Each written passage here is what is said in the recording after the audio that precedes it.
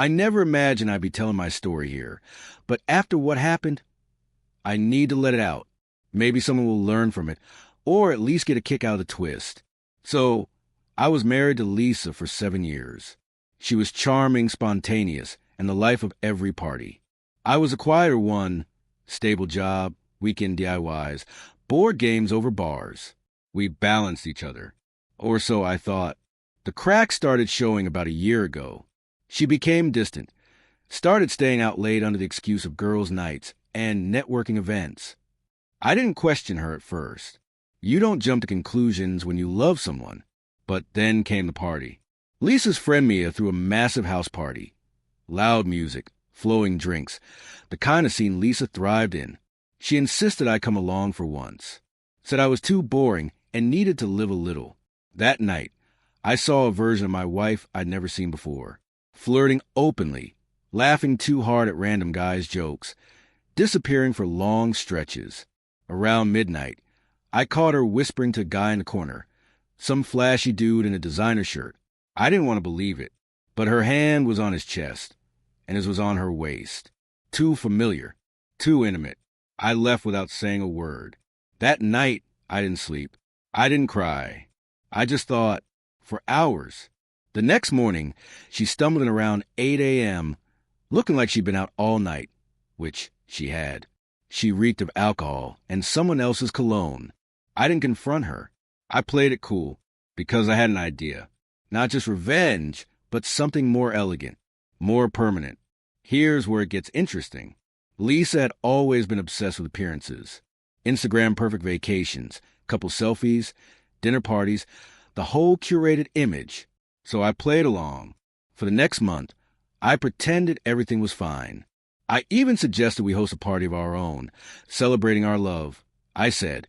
She loved it. We invited all our friends, her co-workers, even her parents. I booked a caterer, hired a photographer, and made sure it looked like the party of the year. People brought gifts. Speeches were made. Lisa glowed, and then I gave my speech. Glass in hand. Smile on my face, I said, "Thank you all for being here to celebrate love. But this isn't just a party. It's also a farewell." Cue the confused looks. I turned to Lisa and continued. "Lisa, I know about the guy from Mia's party. And the others, you've been cheating. Repeatedly. And tonight, in front of everyone, I want to thank you because you've set me free." Gasps. Dead silence. Lisa's face turned ghost white. I pulled out the envelope I'd tucked into my jacket. Divorce papers. Signed, sealed, and legally prepped. I've already spoken to a lawyer. The house? In my name. The savings? Locked. The photos? Backed up. I walked out with my dignity, my spine intact, and a wave of applause from a few friends who'd apparently suspected for months but didn't know how to tell me. Lisa chased me out crying, but it was over. Postscript.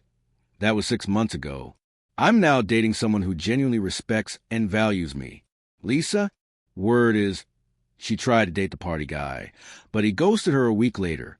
I didn't need to scream, fight, or beg. I just needed one good plan and the right moment to execute it. Read it. I got the revenge no one expected, and it felt damn good.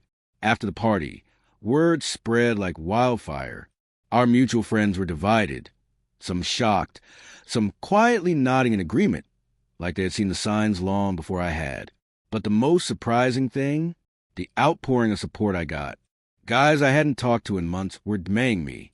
"Bro, I'm sorry. I always thought something was off about her.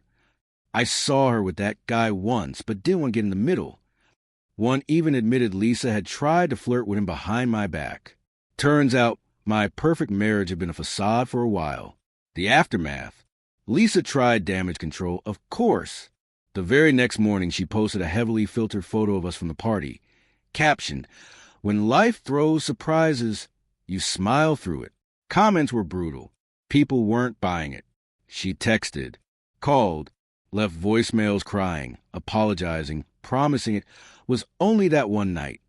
But remember, I'd already gone through her old texts weeks before. Found multiple late-night messages, hotel bookings, even a sketchy business trip with a guy named Jared, not her boss, but her boss's assistant. How poetic. She didn't want me. She just didn't want to lose the image, the doting husband, the home, the clean story. Too bad. My revenge wasn't just that night. A few weeks later, I followed up with a clean break.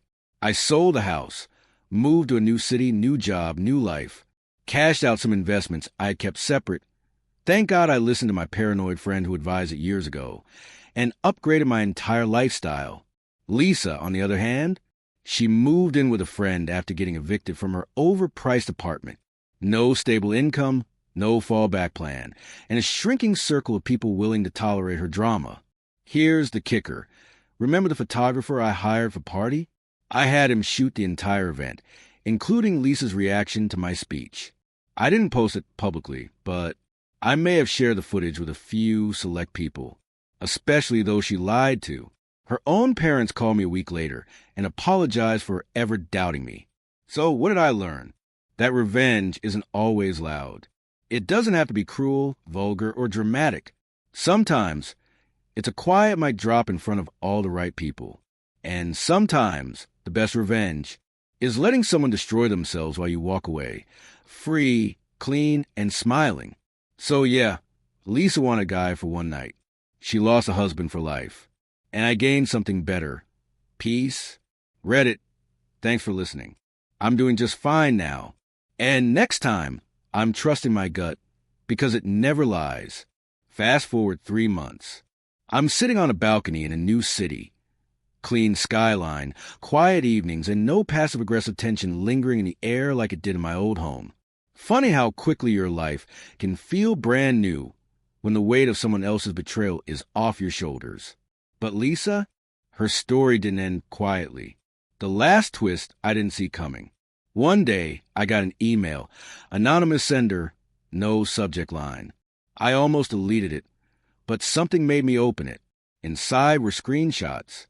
Dozens. Lisa had joined a private Facebook group for women recovering from toxic marriages. Except instead of healing, she was spinning stories, painting herself as a victim, calling me controlling, emotionally distant, even suggesting I cheated first.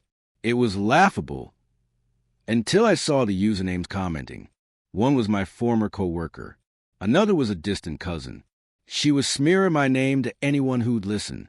I didn't react emotionally. I didn't text her. I didn't threaten her. I sent one email. Calm. Precise. I have full documentation of your infidelity, video from the party, and written testimony from mutual acquaintances. If this continues, I will not hesitate to pursue a defamation case. Stop while you still have something left to salvage. She didn't reply, but within days, the post vanished. The group disappeared. Silence.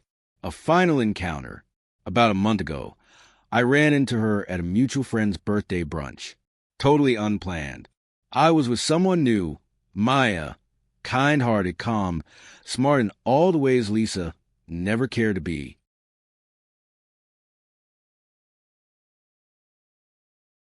Lisa? She was alone, dressed to kill, but with tired eyes and fake laughter that couldn't mask the exhaustion. When she saw me, her whole face shifted, the confidence cracked. She approached. Hey, you look good. Thanks. You too, I said politely. She hesitated, then asked, do you ever think about us? I didn't miss a beat. Sometimes. Usually when I want to remind myself what ignoring red flags can cost you. That was it. No drama. No raised voices. Just facts. And I walked away with Maya, hand in hand, while Lisa stood there, alone in the noise, the way she always feared. This story isn't just about a cheating wife or about revenge. It's about clarity, growth, owning your worth. Because revenge doesn't have to be explosive. Sometimes the coldest revenge is becoming everything they never believed you could be and watching them fade in your rear-view mirror. To anyone going through something similar, don't waste your rage. Don't let them take one more inch of your peace. You don't need to get even. You just need to get better. And that's the kind of revenge no one expects. Edit. Wow. Didn't expect us to blow up. Thanks for the awards, Reddit. And for anyone asking, yes, Maya read the post. She just laughed and said, damn right, you upgraded. So that's the story. Raw, real, and something I never thought I'd live through, let alone write out for thousands of strangers on Reddit. If there's one thing I've learned through it all, it's this. You don't have to burn down their world to rebuild your own. Let them lie, let them cheat, let them pretend. Eventually, truth finds its way to the surface, and the people who once made you feel small will have to live with the silence of their own choices. As for me, I sleep better. I laugh more. I trust deeper, but wiser, and I don't look back. Lisa became a lesson. Maya became a blessing. And I became the version of myself I wish I'd met years ago. So if you're reading this, wonder whether to walk away from someone who already left you emotionally behind. Do it. Lead with your head high. Revenge doesn't always come in fury. Sometimes it walks away smiling.